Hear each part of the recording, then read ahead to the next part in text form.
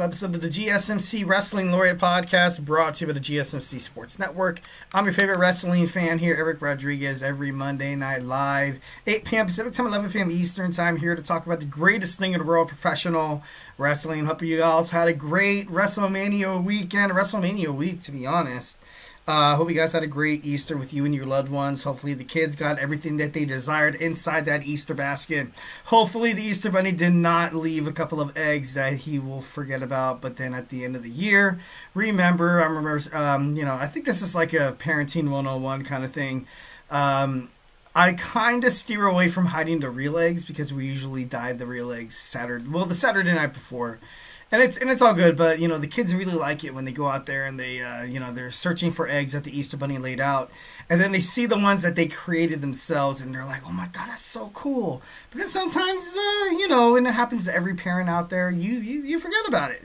So I think it was 2-3 years ago. It was, I think it was like August, which is terrible. And then I noticed my couch started, it had this weird, just a stench. It wasn't really rotten eggs, which is crazy because you think eggs would smell like rotten eggs. It was like just this different stench that I was like, what the hell is going on? I looked under the couch, didn't find it. Looked under the couch, looked under the entertainment center. And then I, checked the couch cushions and I was like, what the hell is going on? And then I think the egg, when, obviously people, repeatedly sit on the long sofa, 3 cushions, so, 3 people can sit on it at the same time. Somewhere, some way, it got wedged all the way in the back, and then, lo and behold, we found that real Easter egg. So, definitely, hope you guys found all those eggs. But we're here to talk about professional wrestling. Obviously, big ass weekend. It was great. The WrestleMania roast, I heard, was good, but probably is not wise to see the light of day. The Hall of Fame, obviously the Hall of Fame, the Slammies. There was a bunch of stuff that went down this weekend, and it was pretty badass. So we're going to get on into it. We're going to get on to absolutely everything. But first, we're going to talk about WWE NXT Stand and Deliver. We got WrestleMania Saturday Night Talk. We got WrestleMania Sunday Night Talk. Then we're going to talk about 3 stars that might be joining or that are, already signed contracts. Where we have 3 stars that are joining WWE in the near future. And then we're going to talk about, in our 5th and final segment, Samoa Joe recently has been, he was in an interview with Chris Van Vliet, I believe that's his name, and he named his team name out Rushmore. I no disagreements with Joe or anything like that, but, just want to talk about the history of TNA, just want to talk about, some of his picks, and then we're going to talk about some sleepers that maybe might as well, wind up on that list. So make sure you guys stay tuned for the end of the show. But we're going to go ahead and dive on into the meat of it. But before we go on into anything super duper contour, we're going to talk about the tips and donations link or the super chat. Whether if you got a burning question or hot take in terms of the world of professional wrestling, just know at the GSMC Sports Network, we are dying to hear what you guys have to say. Get anything, share anything you guys have on your chest in the chat. Questions, hot takes, absolutely anything in terms of the world of professional wrestling. Your voice will make a difference, so don't be shy. Drop your thoughts inside that chat. And if you really want to make sure your comment, question, or concern gets noticed on air, why not use that super chat? Go ahead and, tap that $, which guarantees anything you guys put inside that little chat box is going to be featured, talked about, maybe even debated about, take place of a segment on the show. 1,010%. Just want to make sure you guys are absolutely active. Just make sure when you're watching a wrestling podcast or when you're watching a wrestling stream, I know like a lot of, sometimes the comment section, could be flooded, but just know on this podcast, everything you guys put inside that chat box is going to be recognized, talked about, and, just want to make sure you guys feel absolutely included 1,010%. Plus the super chats obviously keeps, the support for this channel. We definitely rely on you guys because, we have a whole bunch of passionate podcasters who love sports and obviously, they live, they breathe, they die sports, and, they're going to give you awesome sports content 5 days a week, Monday through Friday. So make sure you guys like and subscribe to the show so you guys can continue getting the content that you guys love so damn much for absolutely free. We are super grateful for each and every one of you guys who joins us here daily on the GSMC Sports Network. Your, support makes all the difference. So hit up that super chat. Go ahead and, Superman punch that like and subscribe button to the show. And let's get this party started. So, without further ado, let's go ahead and talk about our first segment. We got WWE NXT Stand and Deliver, which was good. I liked Stand and definitely thought that was pretty badass. But obviously live from the T-Mobile Arena in Paradise in Nevada, we got to see the best of NXT and what they showcased. It was okay. Let's go ahead and start. First and foremost, we have the pre-show. We have the pre-show elimination match. We had the Meta Girls taking on Fatal Influence, Doling Paxley against Roxanne Perez and Cora Jade. It was a good match. Obviously, Roxanne Perez, Cora Jade, not really seeing eye to eye. I want to see these two girls go at it like in a feud. I would, much rather prefer that than, them tagging with each other. From here and there, but the Meta Girls, Fatal Influence. I honestly thought the last team that I thought was gonna win was Gigi Doling and Tatum Paxley, but they picked up the dub. So obviously gotta throw some respect on their names. I definitely do respect both of the superstars there. They've had their time in WWE. NXT also went down to not down, but not it's like a minor league team. Like the TNA. These girls are hungry. You know that they want to, be the next part of wrestling. And, we had them win. And they're going to take on tomorrow. I think they're going to fight next Tuesday for the WWE Women's World Tag Team Championships, which I feel like they can definitely win. And honestly, I kind of at this point hope kind of prefer they win. Next, we have the North American Championship match. Ricky Saints taking on All Ego Ethan Page. This match had it's been brewing over weeks and weeks and weeks. It was about time that we finally got it, and we did. Two former AEW stars, famous in the independents. Absolutely, they put in work. It was interesting to see the reaction from the fans. The fans, obviously, they do love Ricky Saints ever since coming to WWE, and he's going to be a big star.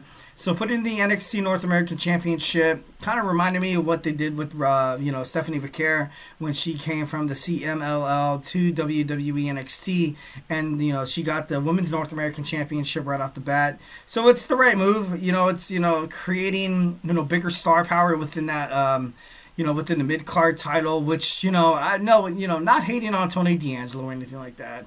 Not really hating on Wesley or Oba Femi. But, that title, I would believe since Oba had it, has been kind of like lackluster. And then Shawn Spears won it for a couple of nights, and which was kind of stupid. But I like Ricky Saints holding this title. I feel like what Ricky Saints has to offer to the WWE is exactly what they needed within that mid-card title. The Intercontinental Championship would be nothing without The Miz. The WWE United States Championship, I gotta be honest, still is kind of like, when you think about the title, you don't really have a specific person you think of. But the Intercontinental Championship, obviously, you think of The Miz. It needs attention, too. It needs a big superstar. It needs a face of the company, so to speak. So you have I know a lot of wrestling promotions, they want to absolutely push the stardom talent up to the World Heavyweight Championship picture in NXT. But it's I feel like it is kind of smart. It's smart to have, Ricky Saints down there. Well, not down there, but, because the NXT North American Championship is also prestigious on the brand.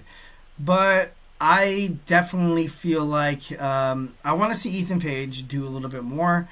I honestly would love to see him on the main roster. I do. I feel like he's kind of accomplished everything in NXT. He's in a way because he was a former NXT World Champion.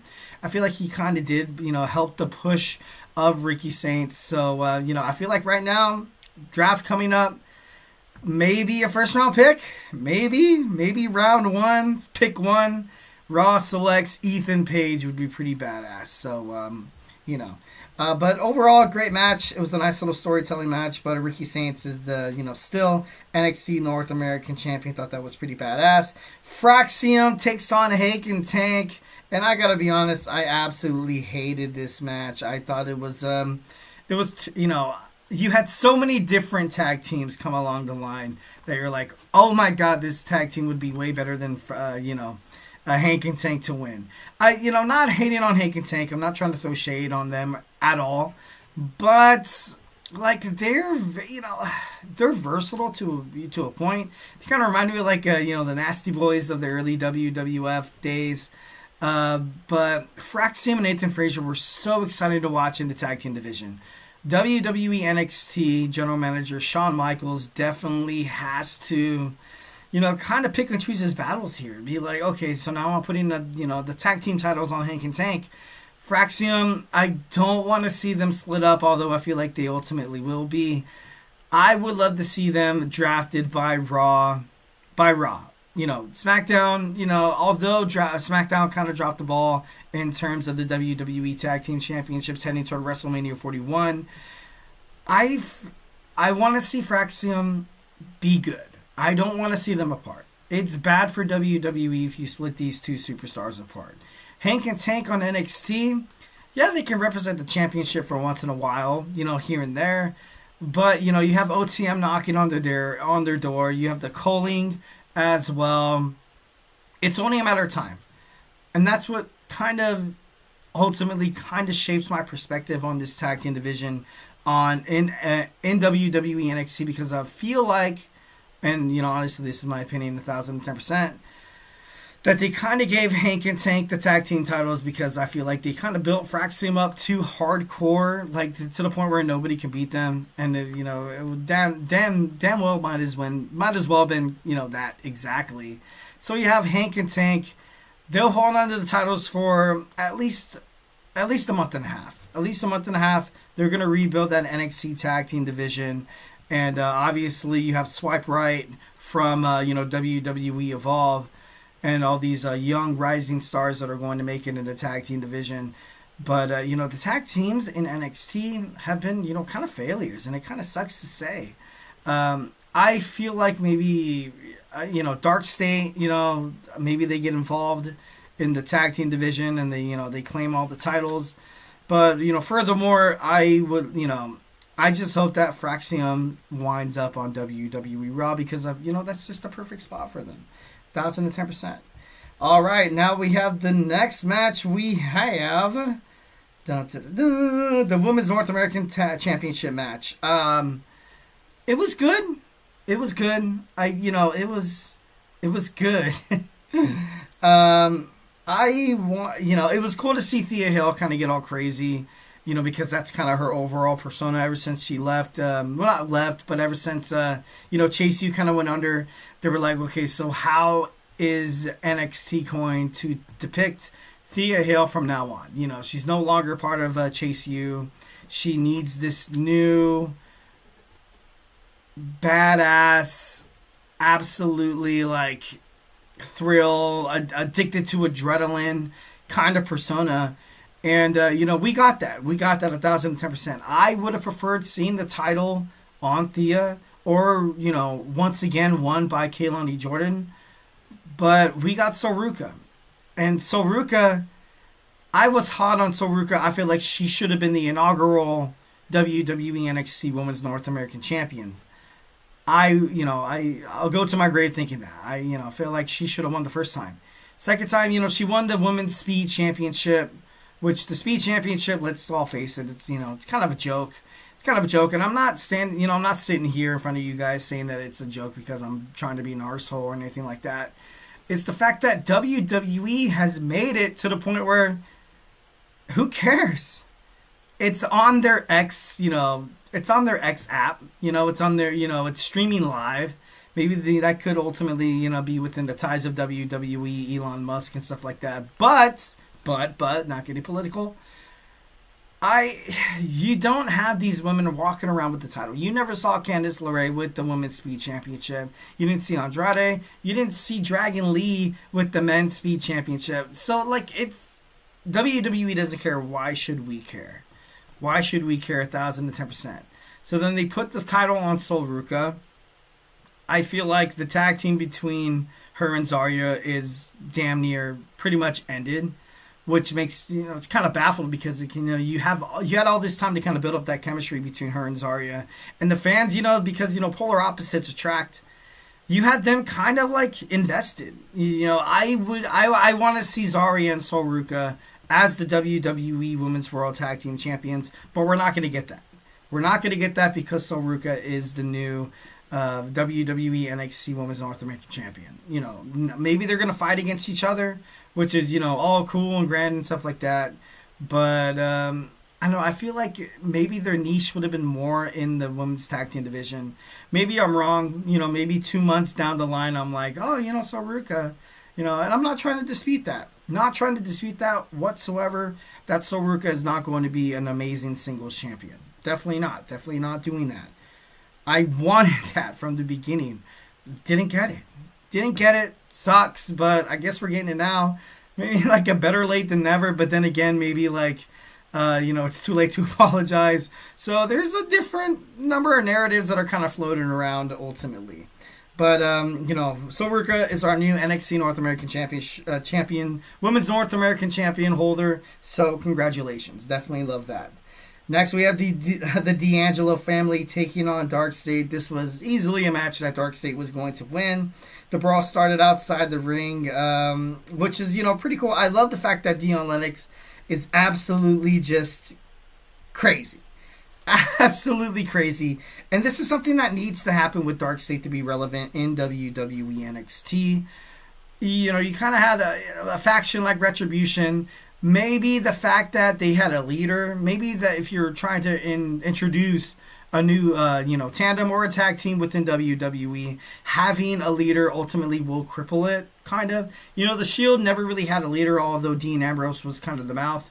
And, the Retribution obviously had Mustafa Ali, which, X Division champion, which, he had a good run. 205 Live, Cruiserweight champion.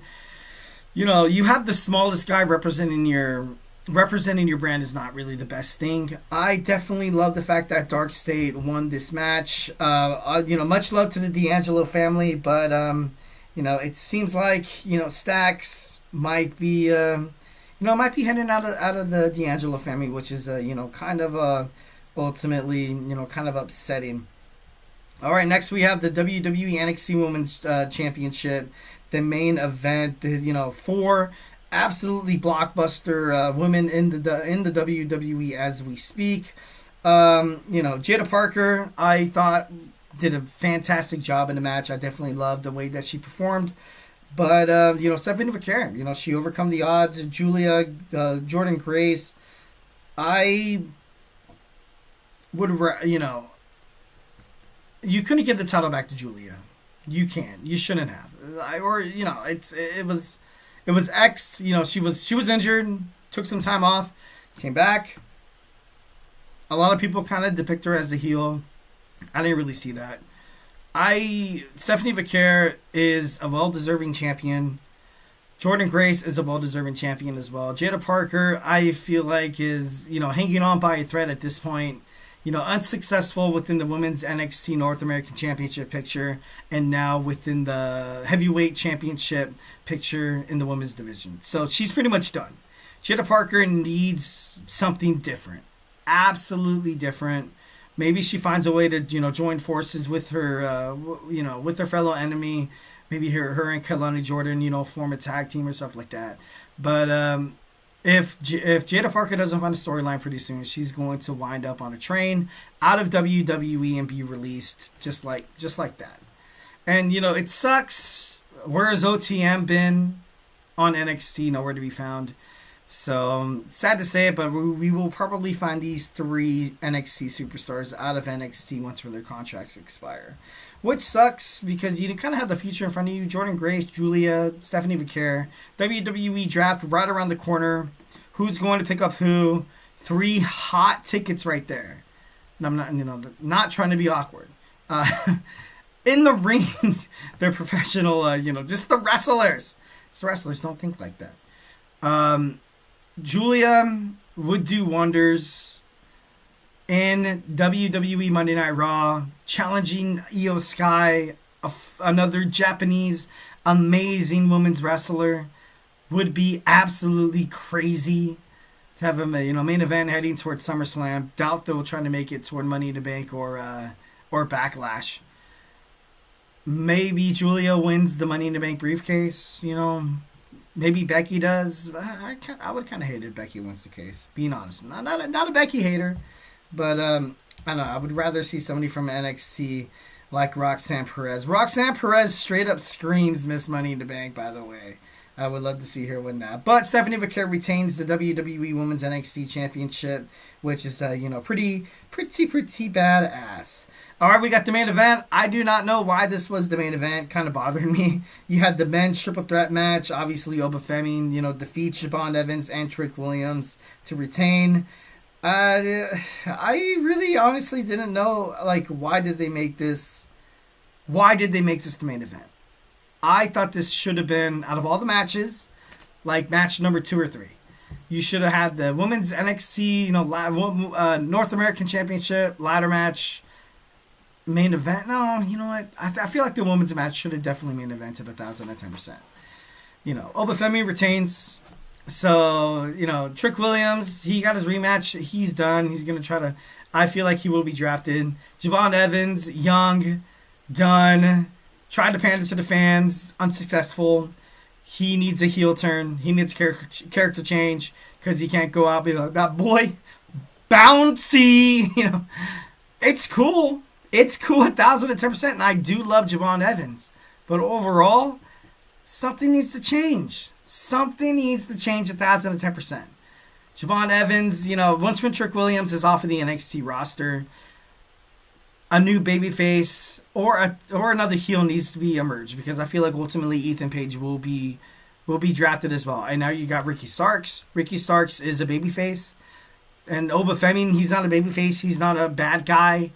So it's going to be interesting to find out what NXT does, or maybe they're waiting for some new acquired talent to kind of ultimately decide on what's going to happen. But, all in all, NXT Stand Deliver, it was good. I give it a 7. I give it a 7 stars out of 10. All right, guys, don't go anywhere. We got WWE WrestleMania Saturday talk. So grab your favorite snack, grab your favorite ice cold beverage, and join me here in about 25 seconds. So, hey, do not go absolutely anywhere. I feel like I'm losing my mind. Is everybody in the world blind? Please, Lord, give me a sign. A sign. I feel like I'm losing my mind. Is everybody in the world blind? Please, Lord, give me a sign. A sign. I wanna be the greatest. Everybody on the fake shit. I look around and feel like everybody is the fakest. I make this every day and I'm impatient, hoping one day I blow up from the basement. Statement, the top is so vacant. I don't hear shit that I think is amazing. Waiting for my day when I'm playing sold out shows for 1,000 faces. Hey, give me that crown, get in my way and to be put down. It ain't your place, all this my town. If I want that shit, then I'll get it right now. I'm losing it, the noose it fits, some losing shit, a stupid myth. You choose to live or choose to dip, you choose to fight or lose your grip and lose a gift. I feel like I'm losing my mind. Is everybody in the world blind? Please, Lord, give me a sign. A sign. I feel like I'm losing my mind. Is everybody in the world blind?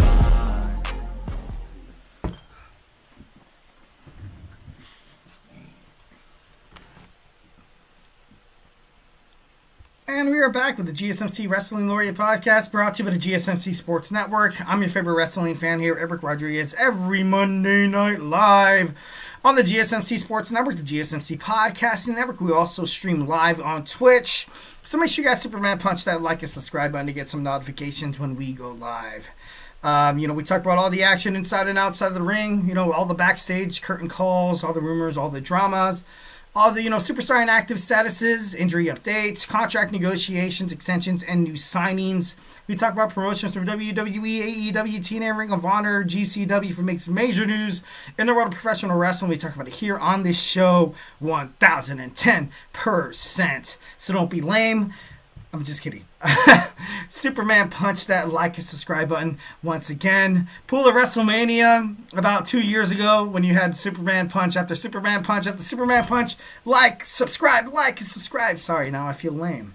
I'm just kidding. No, moving on. So without further ado, we got some WWE Saturday Night Review. But before we get into any of that, I just want to remind you guys to go ahead and hit up that super chat. Whether if you guys have a burning question or hot take in terms of the world of professional wrestling, here at the GSMC Sports Network, we value your guys' opinions 1,010%. We want you guys to feel like this is our podcast. Just not a podcast that you see, you get some notifications and you're like, oh, cool, that wrestling guy's live. You know what I mean? We're live.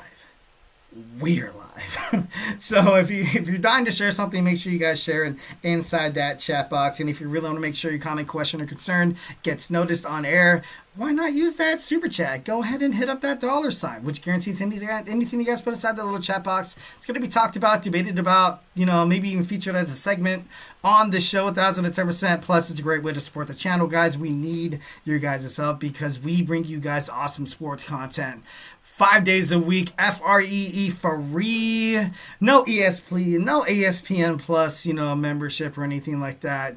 No $70, $80 charge a month for YouTube TV. I'm just kidding. I'm being a little bitter about it. I got charged today on my card, and I was like, oh man, I was kind of hoping to throw a barbecue or something like that. Maybe like a poker night with friends. But I can't do that anymore. I'm just kidding. No, moving on. But all in all, GSMC Sports Network, pretty badass. Make sure you guys be a part of this awesome bloodline that we have in terms of sports podcasters.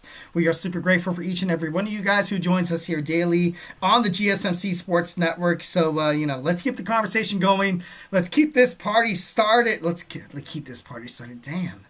Easter weekend, guys. It was pretty hectic. WrestleMania, kids in the Easter baskets, the Easter egg hunting. My wife actually hid the eggs, which was a nice change of pace, which is pretty good, obviously. Give all the loves to the wife out there. Definitely love them. Love that. So without further ado, let's talk about some WrestleMania Night 1. Dun, dun, dun, dun.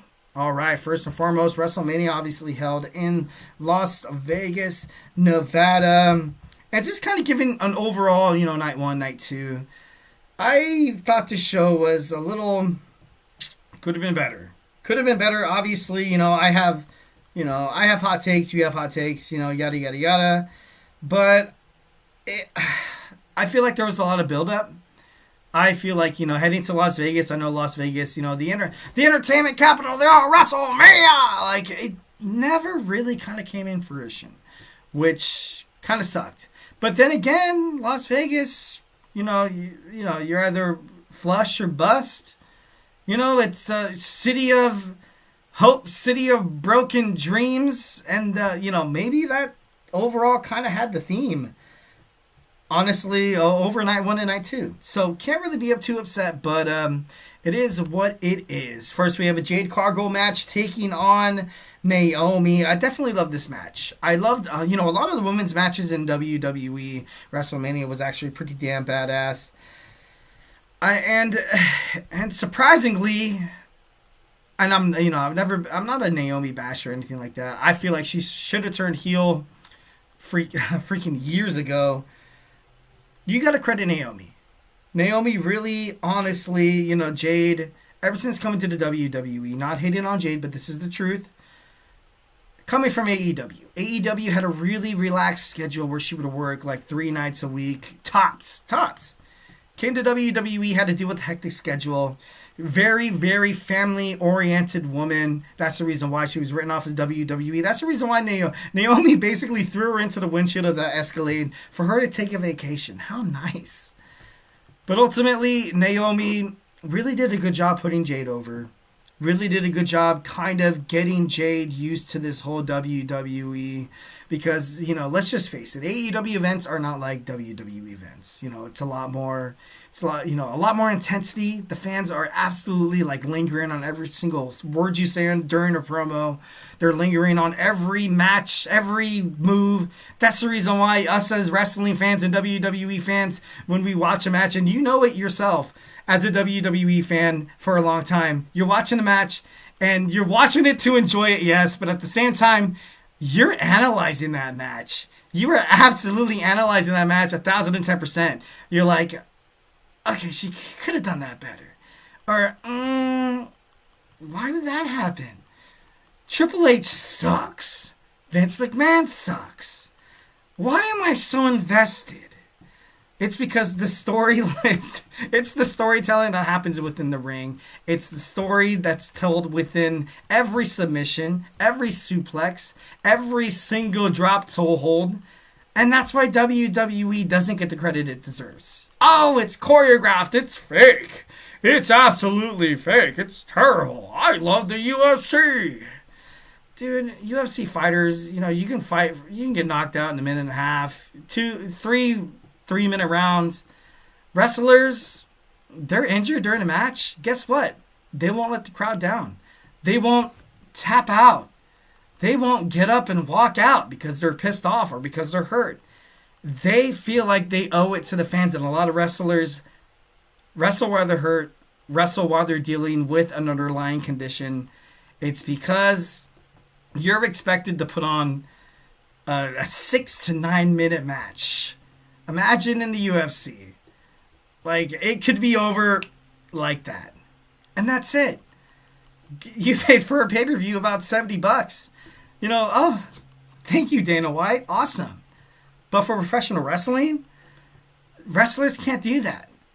And it's not because they feel obligated to please the fans. Wrestlers have integrity. Wrestlers are emotionally invested in their character. Wrestlers, they love the fans.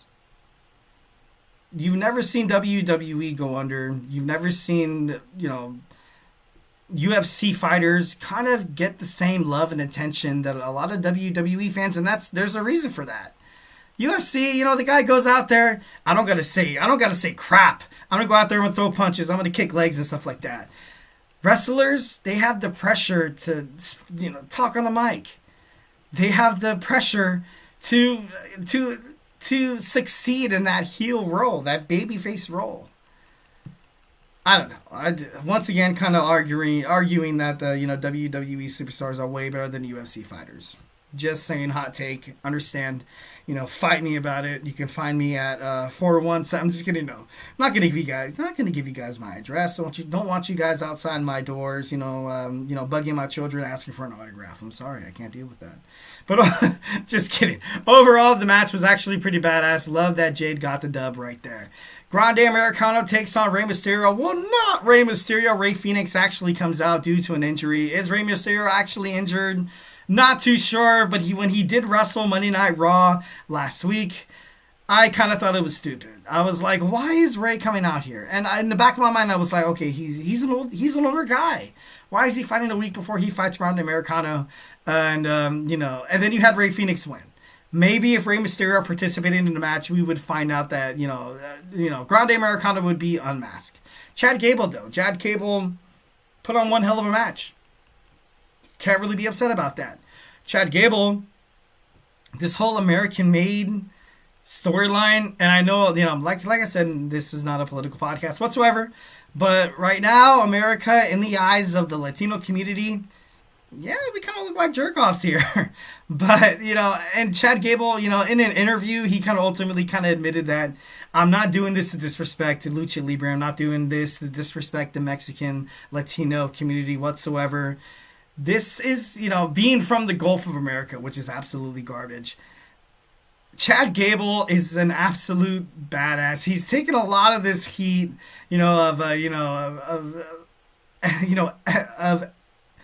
just because my wife, she's very Latina, she's very Chicana.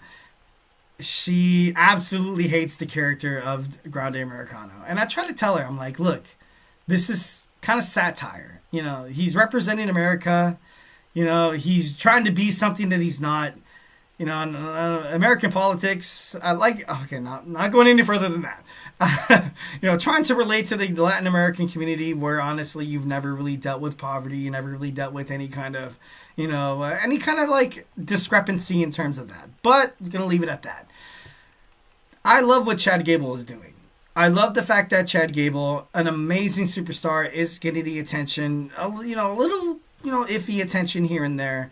But him as Grande Americano, if this is what it had to, this is what it takes to get Chad Gable on the WWE screen more often. We'll take you 9 times out of 10. I'm sorry, But the whole thing about, kind of being racially, ethnically, culturally, a little insensitive. I feel like maybe that's a little, bit of a step up there. It's a little push too further than my liking. But overall, I definitely love the story that Chad Gable was saying, kind of being lucha libre and stuff like that. You kind of have this, this American-made person trying to relate to Latin American community, and everybody from the Latin American community is kind of looking at him as a joke. But he's holding his punches. So Grande Americano defeats Rey Fenix, not Rey Mysterio, in a match at WrestleMania, which is pretty cool. This match, I got to be honest, we'll keep it pretty short. Love the fact that LA Knight's not the WWE United States Champion. Gotta love it. I feel like he should have turned heel. Maybe like during SummerSlam, perhaps. Jacob Fatu is gonna do amazing things. He's the definitely one of the future in WWE. Heavyweight championship material. He will get to that point. Definitely expect him to have a nice, long United States Championship run. Don't expect anybody to take the title off of him. I'm not too sure how the Bloodline's going to kind of fit in with this storyline. I kind of hope it does. But, you got Roman losing at WrestleMania. Obviously, spoiler alert. Obviously, if you're tuning into this podcast, obviously you know what happened at WrestleMania. So don't make me feel bad. Just kidding. With the whole Bloodline, Paul Heyman's gone. Hikuleo, NXT, Zila Fatu seems like he's finding a lot of success in the independents right now. Obviously, WWE watches over that. Jacob Fatu needs to kind of go in business with himself, for himself. He needs to go in there, give everything he has, which he has 1,010%. Tonga Loba, Tamatonga gone. Are they going to side with Solo Sikoa once when these two finally feud, which we've been waiting for? We kind of thought we were going to get this WrestleMania match between Solo Sikoa and Jacob Fatu. Jacob Fatu has the title now. Now there's a bargaining chip. Now there's something that's going to, kind of split the two apart. But I kind of hope WWE does this right, because if it's kind of done a little wonky, you could ultimately kind of lose a WWE superstar. You can lose Solo Sikoa. Solo Sikoa, already he's in terms, in the eyes of fans, he's kind of dwindling a little bit. But I don't know. It has to be done right. Next, we have new tag team champions. The New Day defeats the War Raiders. I thought there was going to be a little bit more meat in this tag team match, but the Raw tag team division, what can I say, is absolute garbage right now. So, putting the titles back on the New Day, obviously, seems like the right move. I ultimately should have thought that they should have beat the Judgment Day, when they were like baby faces with Big E, and now they're heels where nobody likes them, nobody wants to see them. People respect them, and now they're WWE Tag Team Champions, finally. So Triple H thought to himself that it'd be smarter for the New Day to be Tag Team Champions as a heel, which is fair. If you're bringing in a flood of new tag team competitors into WWE Raw, because the Raw tag team division is garbage right now. It's terrible. It sucks. It's literally the worst thing on planet Earth.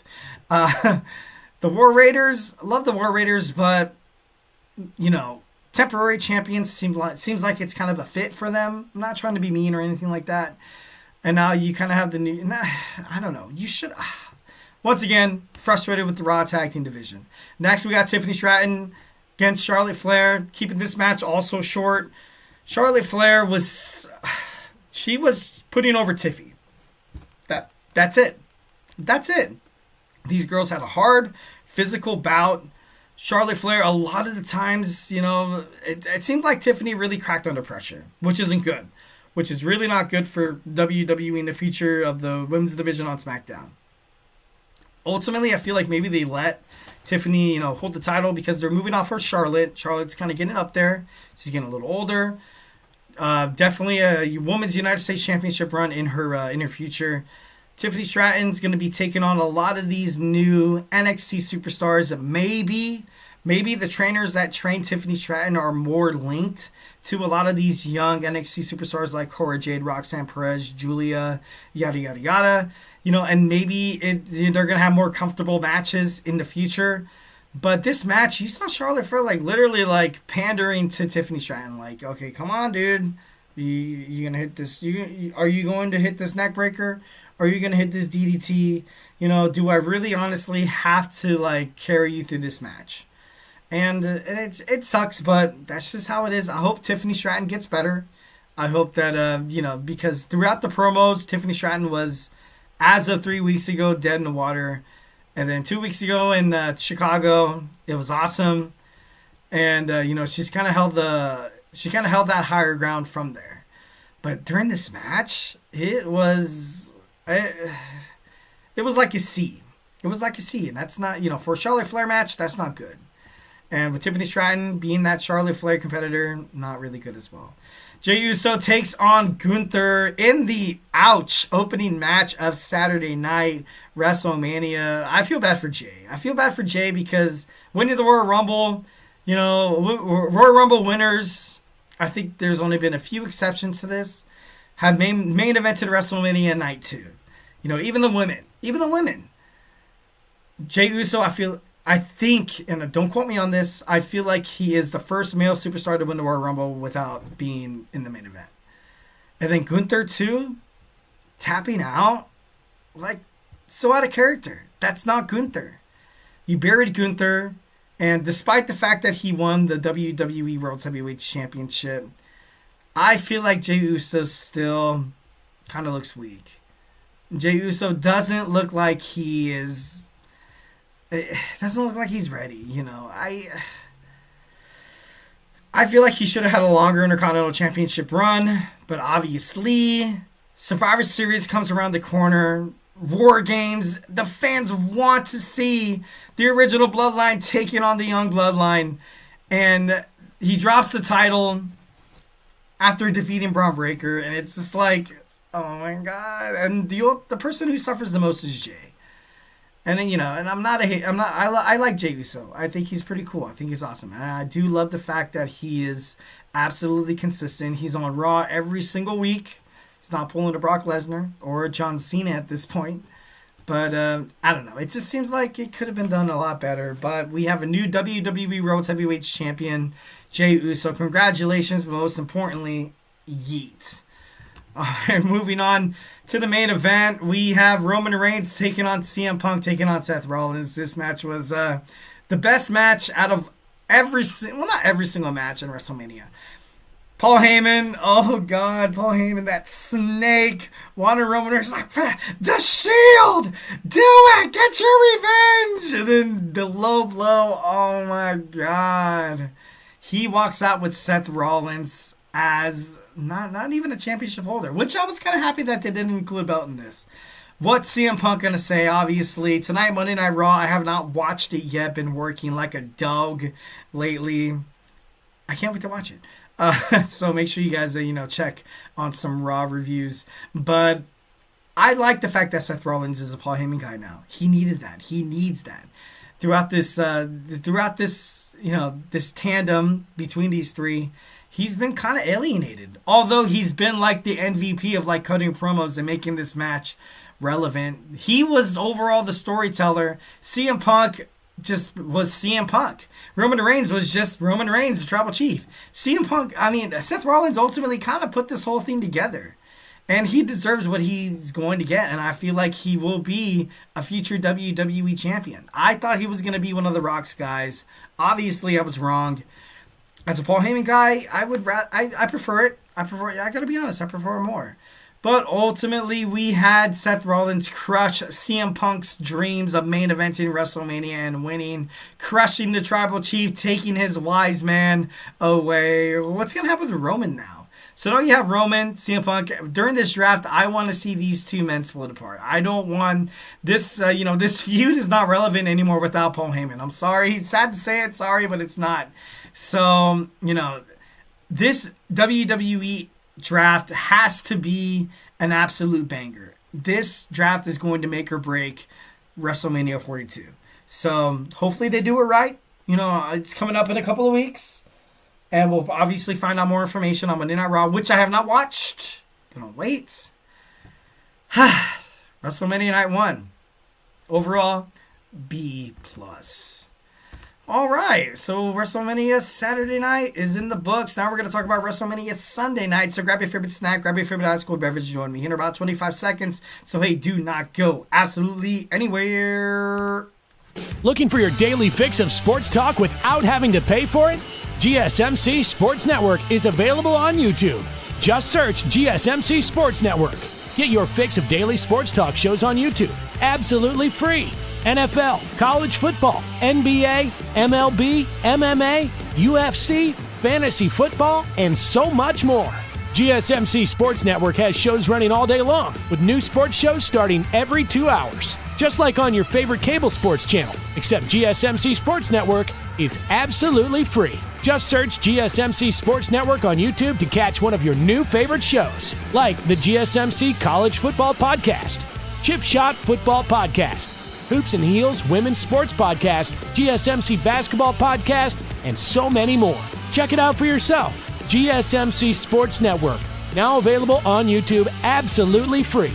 Search GSMC Sports Network on YouTube right now.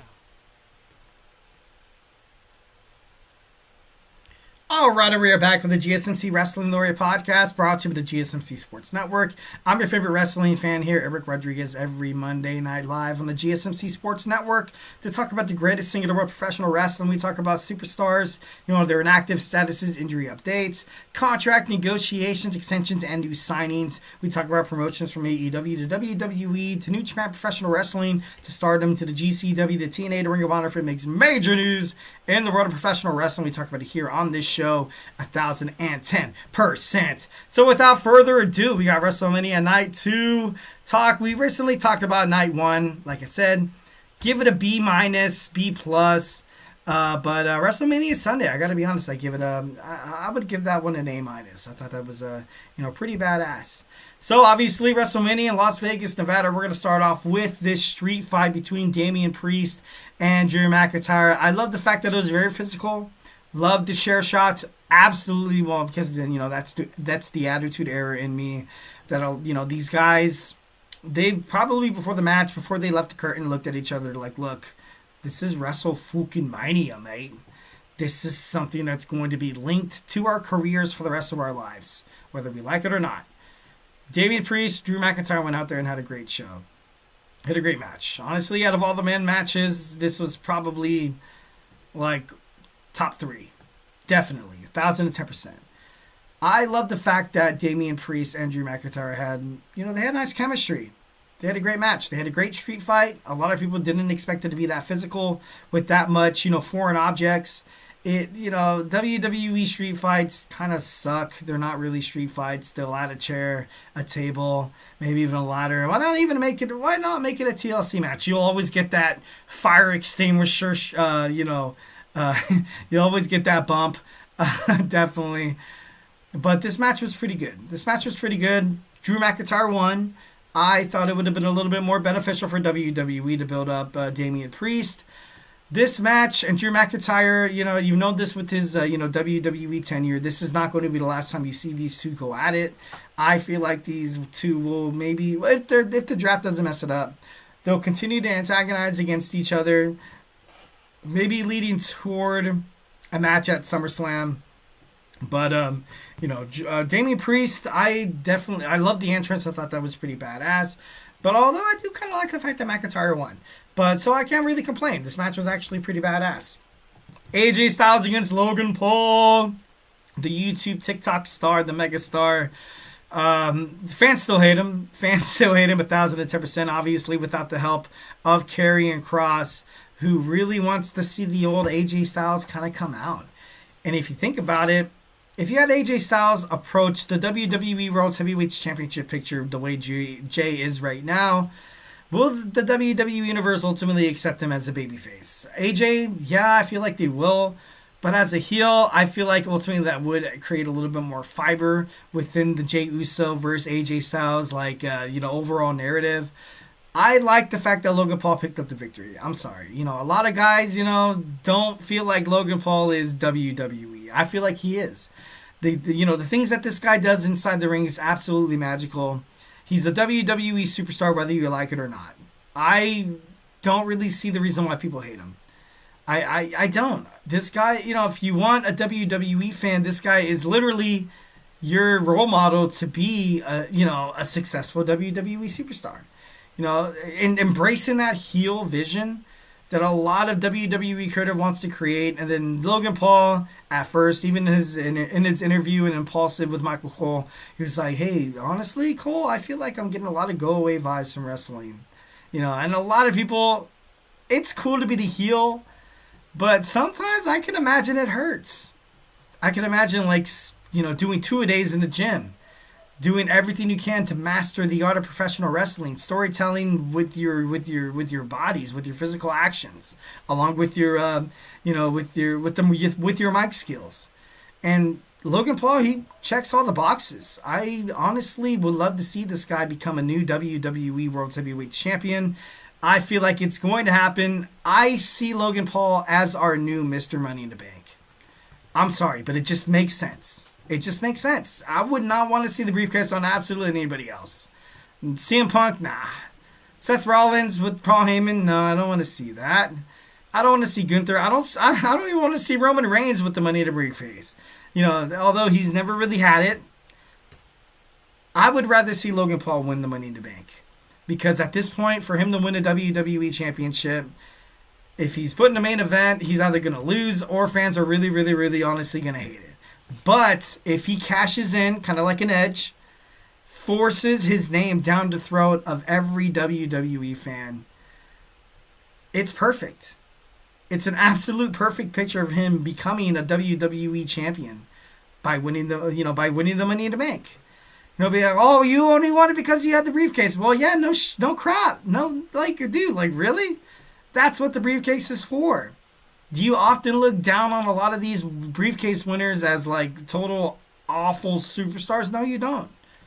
It's the hate for Logan Paul that's going to do it, and it's the hate for Logan Paul that's ultimately going to propel him up to the main spot. And I got to be honest, I'm happy for him. And I want to see it. I want to see him as a champion. Next, we have the WWE Intercontinental Championship match between the defending Intercontinental Champion Braun Breaker, Penta, Dominic Mysterio, and Finn Balor. This match was good. I definitely thought this match was, a little bit of Braun Breaker breaking everybody, but he definitely showed some vulnerabilities in the match, which is good because you don't want to make a superstar look so overhyped. You don't want to make him seem absolutely indestructible, kind of like a Brock Lesnar. Nobody, as a wrestling fan, I don't want to see that. Penta went out there, had a hell of a match, recognized, successful in Penta's eyes. Finn Balor went out there, had a good match, Judgment Day feud right around the corner. He did his job. Dominic Mysterio. The fact that this man he's the WWE Intercontinental Champion, whether we like it or not. I like it. I ultimately kind of thought he would be kind of like a nice little pick for the Money in the Bank. Become the WWE World Heavyweight Champion over Jey, and people would hate it. He would be the top heel in WWE by far, even in history. Everybody hates Dominic Mysterio. The way him and Finn Balor have been jawing back and forth at each other on Raw, Dominic Mysterio, in terms of saving the Judgment Day storyline, is basically saying all the thoughts that's inside the WWE Universe's head. We need a new person. We need a new direction. We need to do something different. Finn Balor keeps on shutting him down, closing his mouth, making him seem like he's the Billy Badass, and Dominic Mysterio is nothing but an errand boy. The fans, I feel like eventually will warm up to Dom. Him becoming the WWE Intercontinental Championship is definitely one of the best decisions. I feel like this match was top two. My number two, definitely, 1,010%. Penta's going to be fine. Braun Breaker, he's heading up to the World Heavyweights division, which he might as well, guaranteed to be. Finn Balor will feud with Dominic Mysterio for that Intercontinental Championship match, which will ultimately cause the demise of the Judgment Day and have, Finn kicked out. I love the fact that Dominic Mysterio, he let that WWE fan inside him. He left that coming to the shows with his dad, Rey Mysterio. He left that beside him. After the match, he was up on the ramp, sprinted past everybody, and everybody was like, whoa, like, why aren't they attacking the new WWE Intercontinental Champion? He went out to the ring and had a celebration. He was standing on the top rope, happy as hell. He accomplished his boyhood dream. He saw his dad do it, being successful within professional wrestling. You see him kind of break character a little bit. The fans showering him with rejoice. Him loving being like a babyface. And he did it all by himself. When Dominic Mysterio and Rey Mysterio, had their feud, people thought, wrestling media, wrestling fans thought that without the help of Rey Mysterio, Dominic Mysterio would go nowhere. Joined the Judgment Day. Still, even myself, I'm guilty of this. Thought that Dominic Mysterio is going to do crap without his dad. Nepotism at its best. Went in Judgment Day, had his feud, lost to his dad over and over and over again. Finally won one, broke up with Rhea Ripley, joined Liv Morgan, and look at where he is now. You can't really be upset about that. Honestly, that's the reason why I feel like a lot of fans will eventually warm up to him. Is because literally, what is that song by, what's his name? Frankie Val? No, that's not it. I did it my way. Like, he really honestly went out there and did it his way. And it was pretty badass. So, congratulations, Dominic Mysterio. Next Women's World Tag Team Championship match. Don't really have much to say about this. What the hell happened? Becky Lynch comes out to replace Bayley. We don't even find... Okay, so now we have new WWE World's Women's Tag Team Champions. And it's cool. It's all great. Becky Lynch is a Women's World Tag Team Champion. She needs to be fighting, she needs to be fighting in the singles card. So maybe they find a way to kind of relinquish the titles. Or maybe, Becky tells Lyra that it was a one-time thing. You need to find a partner, this and that and the other. Maybe that happens. I want to see Becky go after Lyra Valkyria to become that WWE Women's Intercontinental Championship match. Championship winner, because when she does, she's going to make that title prestigious as if it is the Women's World's Heavyweight Championship. And, I feel like, Backlash, I feel like maybe Money to Bank might be a little too long, but... I feel like this automatically needs to happen 1,010%. Io Sky successfully retains the WWE Women's World Heavyweight Championship against Rhea Ripley and Bianca Belair. It was awesome. It was cool. I like that. I kind of like the fact that Io walked out. Rhea, too strong. Belair, way too strong. Both of these women's superstars, kind of cancel each other out. Rhea Ripley, she doesn't have a claim to the title anymore. She doesn't. She really doesn't. So now she has to either be drafted to SmackDown, which I feel like she will be, and then Bianca Belair and Jade and Naomi will ultimately kind of split brands, which is sad because I really wanted to see Bianca embrace that heel role. I wanted to see her kind of I kind of want to see her, be the B word. I can't say it live, obviously. I want to see her absolutely be ruthless. I want to see her go out there and cheat. I want her to, kind of, with the poke to the eyes, a thumb to the eyes, a rake to the face, a referee bump here and there. I feel like that would be great for Bianca Belair, but we didn't get that. I thought we were going to. Io Sky holding the title, I got to be honest, it's perfect. And this match is my number one match of WrestleMania Night 1 and Night 2. I'm sorry. But shouldn't be apologizing because you have three amazing, absolutely gifted women in front of my eyes right now that deserved it, and I was hooked. I was hooked on every moment. So definitely the match of WrestleMania. Congratulations to these three amazing superstars, but overall, congratulations to Io Sky for retaining that championship in this amazing match against two, and stellar amazing, out of this world, incredible women's specimens that is Rhea Ripley and Bianca Belair. So that's, that's pretty awesome. Main event time. A lot of fans are upset because they saw it coming. And, we knew that, Cena turning heel, you had to put the belt around him. Other than that, why would you do such a thing? You know what I mean? He's been announced, future dates. He's made an announcement for future dates a couple of times. Expected to be around WWE till, the end of the holidays. So I feel like overall John Cena, after cheating, well, not really cheating, because even Ric Flair, the dirtiest player of the game, John Cena is a 17-time WWE champion, world champion. And he deserves it. He deserves every single minute. He deserves the bask in his glory. You know what I mean? Like, the whole way the match ended, Travis Scott coming out, I got to be honest, I really didn't like it. And, with him putting the STF on Cody where it looked like he was applying zero pressure, oh, God. Like, it was, I got to be honest, John Cena, with his shoulder tackles and the 5-knuckle shuffle, super slow, like he was.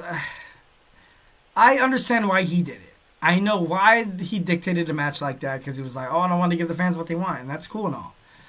It was just so slow against both characters, and there's a couple times where in the moves I was like, yeah, it looks like they're not really on the same page.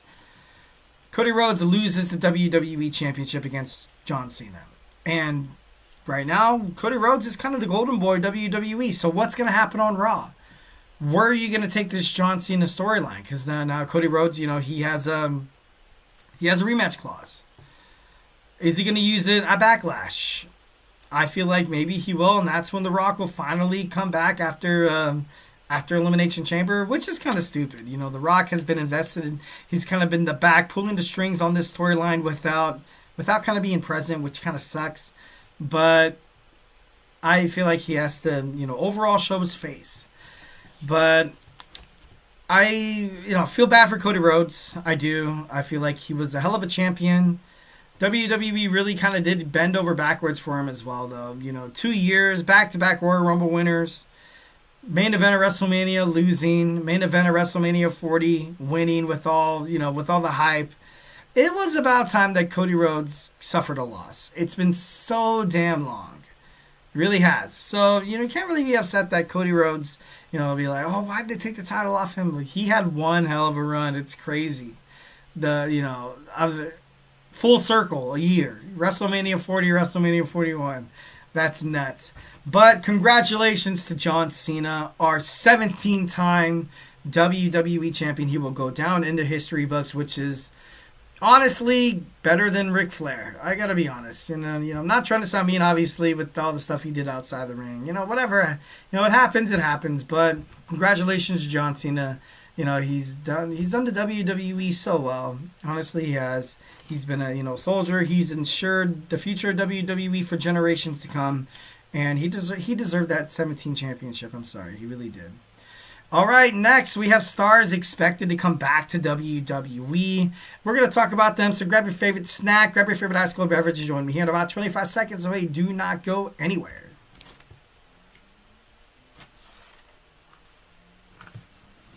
For the best and latest podcasts available anywhere, go to the podcast app on your cell phone and type in GSMC to access free content-rich podcasts on health and wellness, book reviews, sports, entertainment, relationships, social media, movies, technology, finance, and even weird news. Subscribe and download the GSMC Podcast Network's family of shows, available everywhere podcasts are found.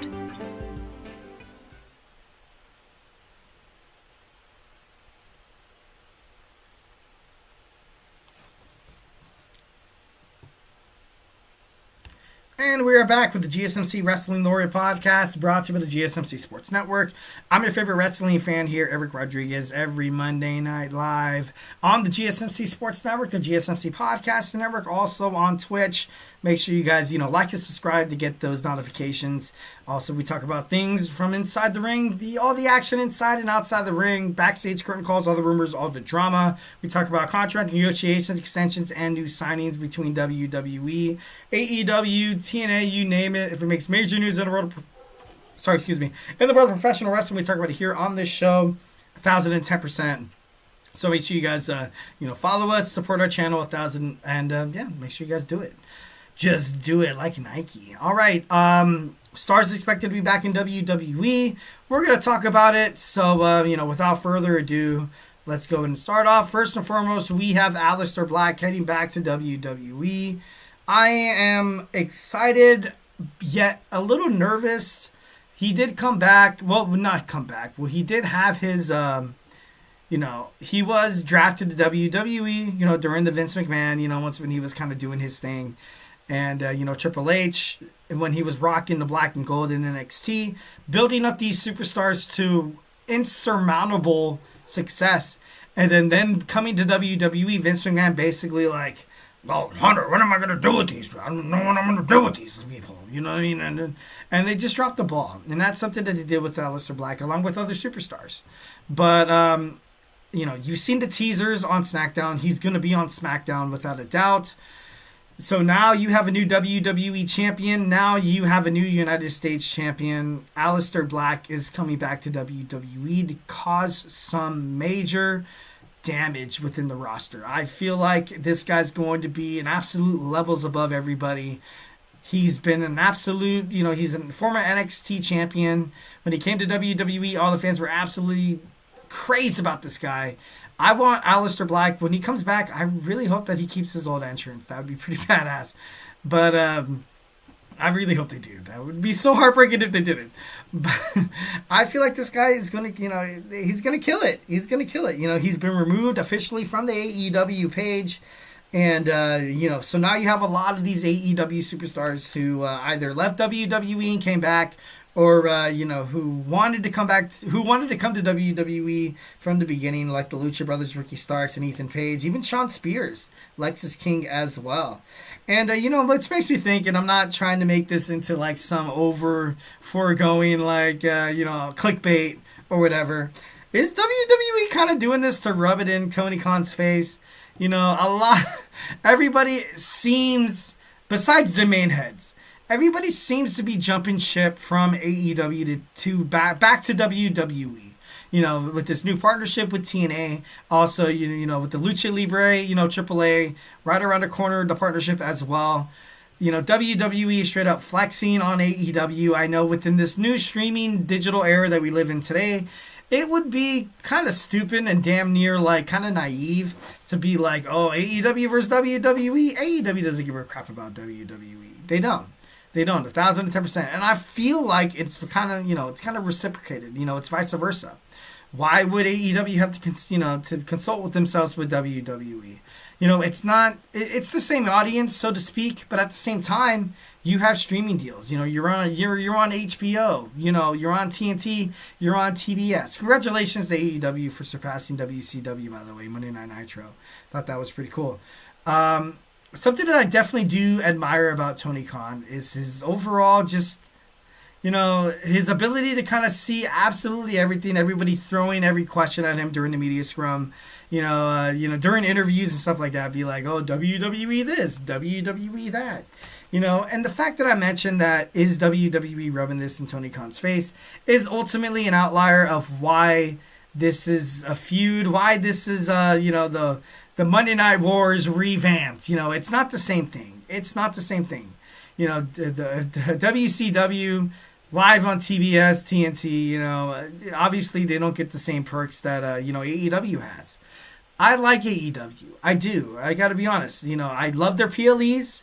Their weekly shows, hit or miss. You know what I mean? Collision, not really a big fan of Collision. Dynamite, I love Dynamite. I definitely do. I love the fact that WWE's bringing back Aleister Black. When the AEW, the whole thing with Rey Fenix causing the treatment of that he had from AEW, like it's inhumane, which is a huge word to use, by the way. In terms of it's like like kind of like being like a dog, inhumane treatment or something like that. Like when when you think about that, you're like, damn. Are they whipping these, wrestlers? Are they feeding them like dog food and scraps and stuff like that? That's crazy. I feel like right now AEW, the perfect time to do to kind of like cut all your losses that are, people who are begging to get out of their contracts to either go to WWE or a different wrestling promotion right now is, it's about time, and I feel like it's perfect for them to do so. So, we have Aleister Black hanging around the corner. Next, we have Miro. Miro, formerly known as Rusev Machia. Rusev. It's Rusev Day. Rusev Day, once again, is coming back to WWE. He signed with WWE. I don't know what they're going to do with him. I really hope they don't, resume his role as the Bulgarian Brutes. Not that it's like, not anything like, culturally like, oh, we don't want to see that anymore or anything like that.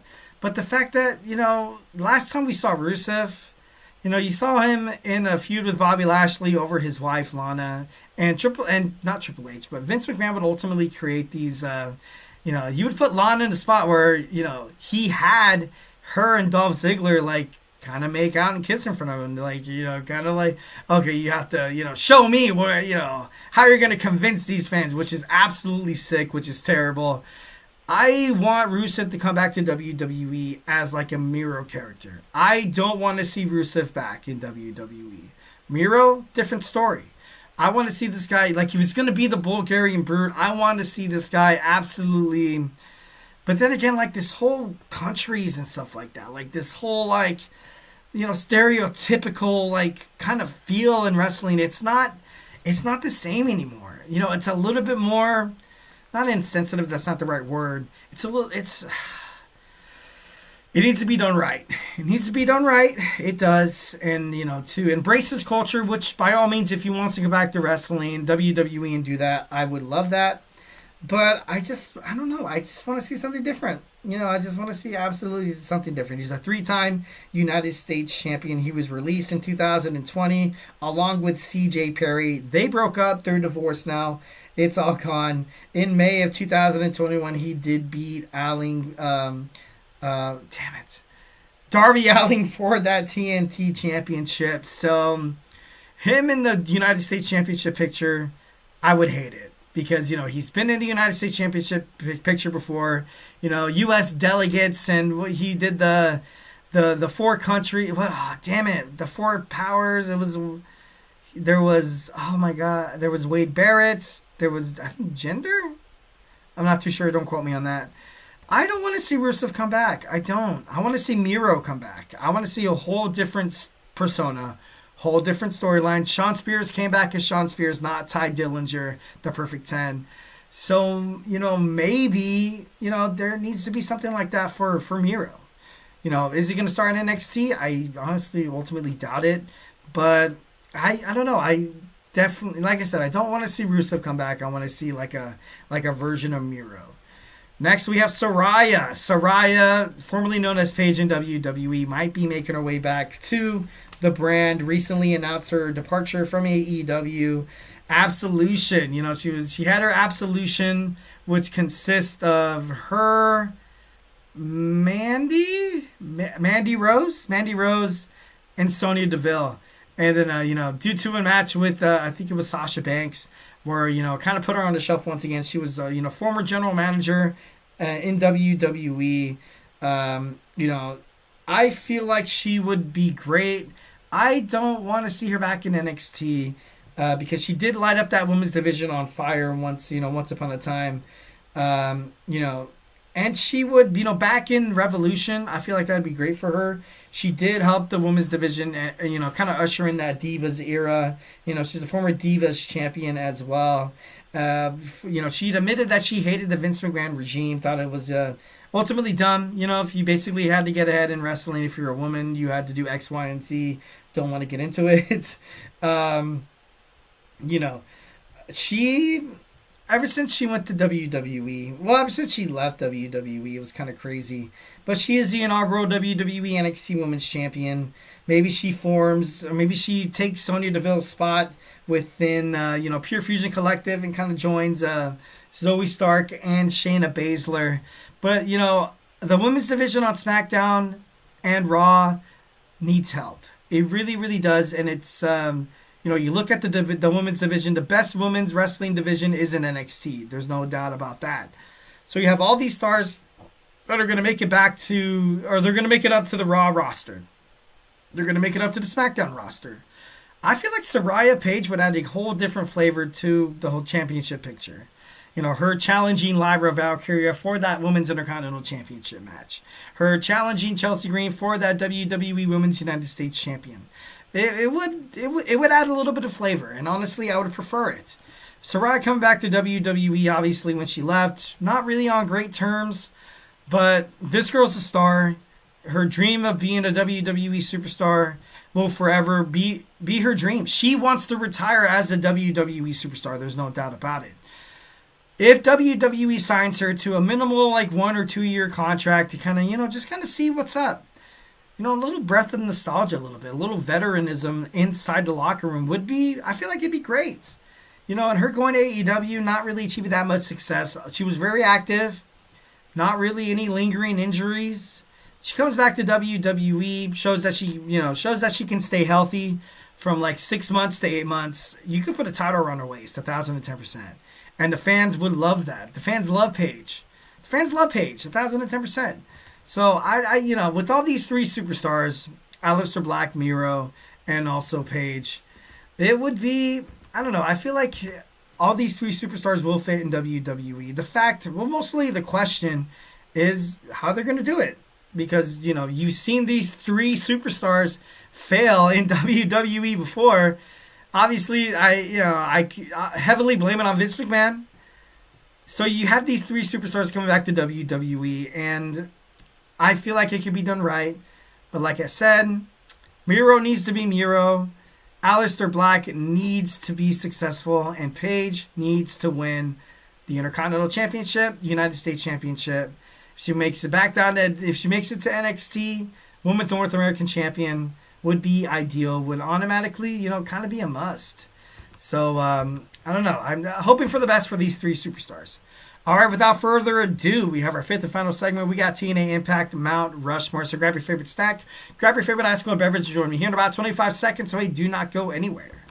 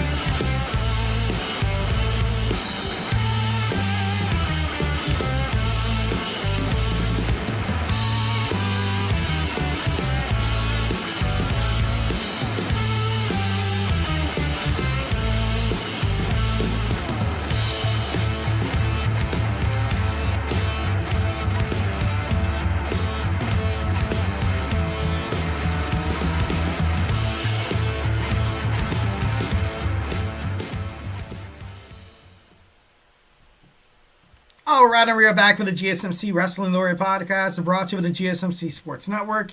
I'm your favorite wrestling fan here, Eric Rodriguez, every Monday night live on Twitch, on the GSMC Sports Network, the GSMC Podcasting Network, on YouTube. Make sure you guys Superman punch that like and subscribe button to the show so you guys can get some notifications when we go live. All right, so without further ado, we're going to talk about our fifth and final segment.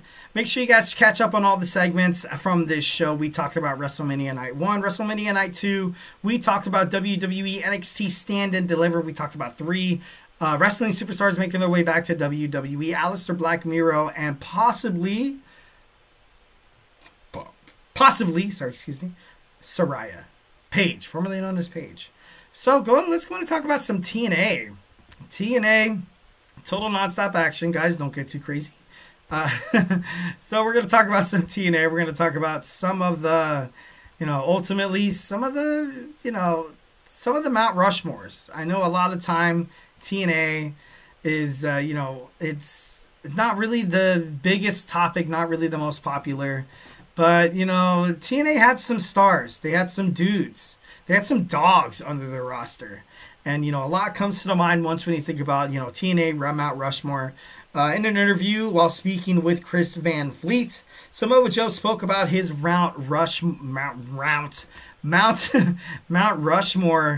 and I can't really disagree with it. I can't really disagree with the Mount Rushmore. Everybody has their Mount Rushmore professional wrestling, Mount Rushmore basketball, baseball, football, you name it. Even influential music people like Jimi Hendrix, the Beatles, people like that. But overall, we found out Samoa Joe, Kurt Angle, AJ Styles, Jeff Jarrett, and the Monster Abyss, which is all amazing superstars. All amazing superstars, 1,010%. Let's start off with AJ Styles.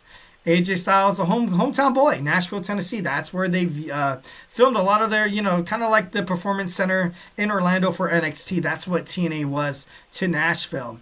You had a hometown boy, AJ Styles within, X Division, killing it. As TNA World Champion. I was okay. I'm not trying to seem like I'm like the biggest TNA know-it-all here. I watched TNA exclusively from 2006 to about 2008, 2009. Once when Hulk Hogan came, and then Kevin Nash, and then Scott Hall, and then Eric Bischoff, and I was like, okay, like, dude, are they trying to like hijack this show and have it be how WCW effed up, and now we're trying to make it right? No, I don't want to see that. And that's exactly what they did. Dixie Carter took Panda Energy, her sponsor that put major money in. Obviously, her dad was linked to it. And she was like, nah, man, guess what? See ya, I'm gone. They don't want to be a part of that. Don't want to do that. AJ Styles definitely helped TNA piece it all back together. He kept the butts in the seats. He was the reason why a lot of people would, pay $100 to see Bound for Glory and stuff like that. And that's TNA. When you think of TNA, you think of AJ Styles. I'm sorry, you do. Kurt Angle leaving WWE in 2007, obviously dealing with a lot of injuries, with a lot of, outside, a lot of like divorce, substance abuse, painkiller medications and stuff like that. He really went from like a 5, 6, 7 day schedule of WWE to working 3 times a week most for Impact, which is good for him, which was very, very good. When he came to TNA, that definitely put TNA on the map. It put TNA on the map. It just sucks that there wasn't the right people in charge to overall like ensure the success of TNA with Kurt Angle. Kurt Angle coming to TNA was a massive bombshell. A lot of people thought it was basically like a reckoning. It was basically like a rebirth of TNA, and a lot of fans. There was a lot of TNA fans. A lot. There's a lot of people coming to the shows. So now you have top tier talents like AJ Styles, Sting, Kurt Angle, Bully Ray, Jeff Jarrett. You have all these personas. I was a fan of James Storm as well, Samoa Joe himself, and now you have Kurt Angle in the mix, and that changes things, because he was WWE's guy. Then once when Eddie passed, JBL was getting older, The Undertaker getting older, Kane getting older, Triple H, Shawn Michaels getting older. Kurt Angle was going to be that next top tier guy. Kurt Angle, he was around the attitude. I would say he's probably like, 5 or 6 years younger than the dudes I just, announced. But Kurt Angle was just something different. He was something different. And WWE definitely dropped the ball. He said, guess what? Go screw yourselves. I'm out of here. Kurt Angle being on the Mount Rushmore TNA is definitely a must. The Monster Abyss. The Monster Abyss needs to be on this list. You can't talk about TNA, much like AJ Styles, you can't talk about TNA without talking about the Monster Abyss. This guy was essentially Mankind, Kane, and The Undertaker mixed up into one person. Triple iconic, triple adored by the fans, but most importantly, tripled respected amongst the wrestling community. So Abyss being up there makes sense. Jeff Jarrett, he acquired the company, although, at the end of it, he kind of did ultimately sue them in the end, which is kind of crazy. He was the top heel guy. He basically turned into the Triple H of TNA. doing lie detector tests with Jim Cornette. Like he was that guy. He was that bad guy. Which ultimately opened up a lot of the storylines from the TNA stars that we love so damn much today. So I feel like Jeff Jarrett ultimately kind of being up there deserves it. But, once when TNA formed, TNA was established shortly after WCW ended and ECW back in 2001. Bob Ryder, Jeff, and Jerry Jarrett went on a fishing trip and actually started talking about how we can make a wrestling promotion, kind of come in fruition here. TNA basically started on a fishing trip, which is actually pretty funny. Since WCW was canceled, many people believed that television stations thought professional wrestling was bad for business. Because you can't really blame them for that. Who would really, really honestly go up against the WWF, the World Wrestling Federation, made the WWE? You had stars like The Rock, you had Triple H there, but a lot of WCW superstars who made it to WWE were ultimately kind of made example of. A lot of the ego of Vincent Kennedy McMahon. And there was a lot of shots fired back in the Monday Night Wars. Recently, I watched an episode of Monday Night Raw back in the day. Bill, no, not Bill. What was his name? Gilbert. And it was like, so, like, even Michael Cole was on the mic just absolutely busting his ass, laughing his ass off because you were really mimicking WCW's upcoming star that was Bill Goldberg. Gilbert. No, shots fired. Shots fired from both sides, 1,010%. So, WCW superstars, when they made it to WWE after Invasion, were basically set to fail. They Chuck Palumbo, Billy Gunn, or you look so, where they were like male models, and like, oh my God, it was so bad. Rico was there. Oh my God, a lot of people that came from WCW to WWE. It was a shit show. Sorry, excuse my language. It was bad, very, very bad. But then again, the language I just spoke basically showed you guys the frustration that a lot of these WCW superstars had. Diamond Dallas Page was made a stalker of The Undertaker's wife, which is cool. Bill Goldberg and Sting saw all the treatment that was happening. They're like, you know what? WWE, WWF, guess what? No, thank you. Don't want to do that. I feel like that's a huge reason why I have so much damn respect for Booker T. He endured all the bullshit. All the bull spit. Sorry, I don't know why I'm cussing so much. Damn it. He endured all the BS. He did. He really did. He stuck in there. In a promo with Triple H, Triple H looked at him. He was like, who are you? Oh my God. In professional wrestling, that's an absolute no-no. That is, damn. That is just riveting. All the confidence swirled down the drain right there. For a WCW upcoming young superstar, the five-time WCW champion, and you wouldn't put a spot like that. Becomes a member of the NWO, kind of being made fun of, kind of being a little errand boy. Like, it just wasn't good. It wasn't good for a lot of these WCW superstars, and it was different back in the day because we didn't have streaming services. No Hulu, Netflix, none of that. Absolutely none of that. Back then, like TNA, it was hard. It was so damn hard, man. Like, they were not relying on television. How could they, with WWF being such a blockbuster, being such a monopoly in terms of professional wrestling? But they had pay-per-views. They did do pay-per-views every. They just ran weekly shows, pay-per-views, sometimes monthly shows. Their first show was June 19th of 2002. They were at the Tennessee State Fairgrounds Sports Arena in Nashville, Tennessee. They call it TNA Asylum. After 27 months, they had 111 pay-per-views. That's crazy. TNA Explosion started November 27th of 2002. And of course, 2004 to 2010, you had your TNA Impact roster, which included a whole bunch of awesome names. It was actually pretty badass. It was pretty cool. But I don't know, it was just kind of crazy. So, thinking about what Samoa Joe said, AJ Styles, Kurt Angle, the Monster Abyss, Jeff Jarrett, all fair, all awesome Mount Rushmores of TNA Impact. But, maybe there's a couple of people that he kind of left off. First and foremost, Samoa Joe himself. Samoa Joe was 1,010% a TNA superstar who set the boundaries of, he set the status quo of what it takes to kind of compete with wrestling promotions like WWE, like, back then WCW and ECW. And of course, the NWA, which they kind of, ran partnership with a little bit before then, but, all good things must come to an end. So Samoa Joe himself would have been pretty badass. Obviously, the icon Sting being in, that same category. I feel like he could have, he's a 4-time champion TNA.